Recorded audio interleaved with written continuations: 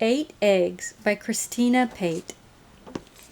In a land far, far away, where the hills are steep and tall, Carlos lives with his mammy and pappy. Carlos has brown skin and sparkling brown eyes. He is 6 years old. Carlos has 6 speckled chickens. Every night before dark, the 6 speckled chickens go clucking up their little ladder to a tiny house that Carlos's pappy made for them.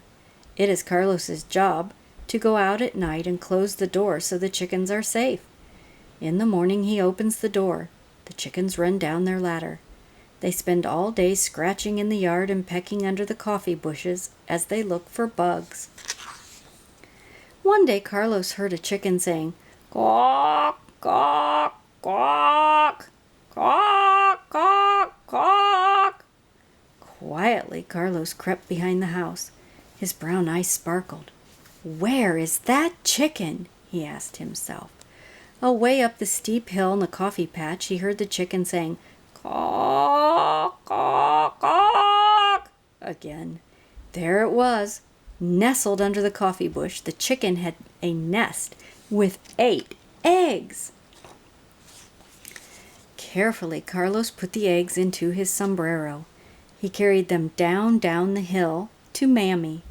"Mammy, Mammy," he called, "see what I found?"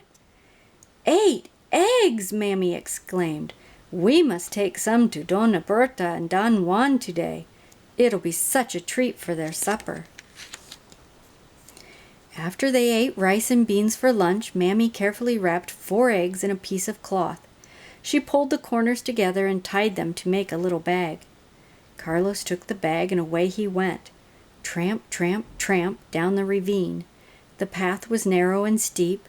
He tramped past the spring where the water sparkled and the air was fresh and cool.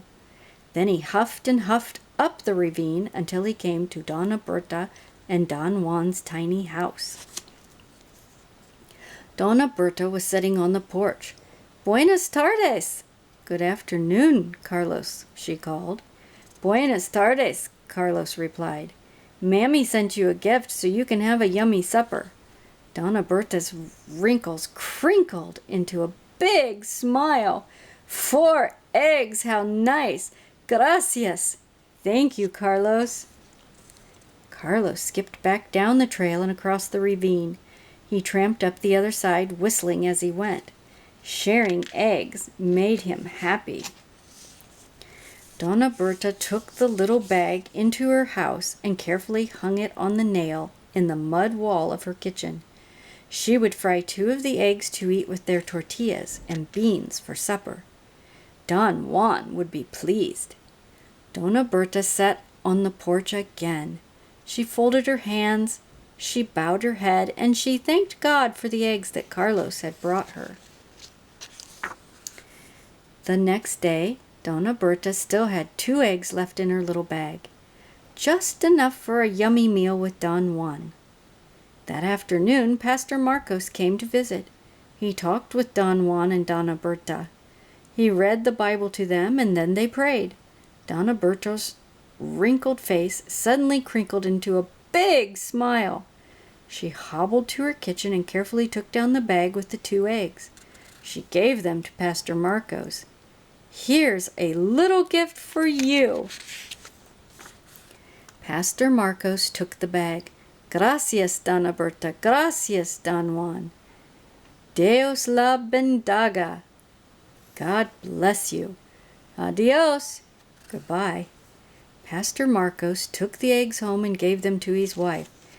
"How nice of Dona Berta to share their precious eggs with us," his wife thought.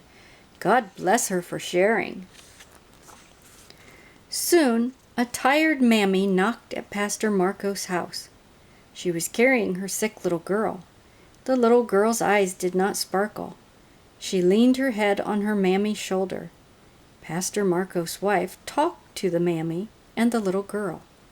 The Mammy and the little girl did not have enough food at their house. The little girl was weak and hungry. Quickly, Pastor Marcos' wife found a bag. Into the bag she put oatmeal, powdered milk, and can you guess? Yes, She put the 2 eggs from Carlos's speckled chickens. She was happy to share. The little girl and her mammy went home carrying the bag of food. The little girl's eyes began to sparkle when her mammy gave her a plate with 2 fried eggs. The eggs tasted good and helped her grow strong and well. Away down the hill, Carlos went to bed happy. Dona Berta sang softly.